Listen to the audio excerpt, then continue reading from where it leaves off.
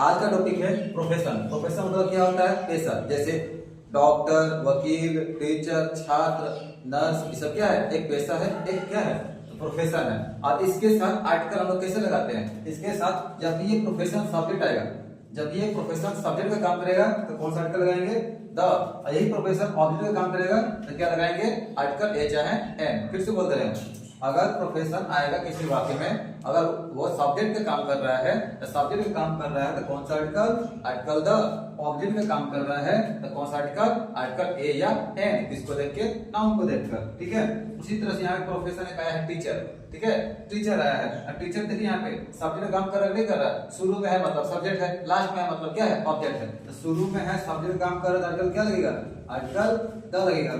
यही टीचर देखिए लास्ट में है, ऑब्जेक्ट का काम कर रहा है। अब यहाँ पे इसके हिसाब से क्या लगेगा? ए चाहे एन। तो टीचर के हिसाब से क्या लगेगा? ए लगेगा। ठीक है। उसी तरह से एक और है सिंगर।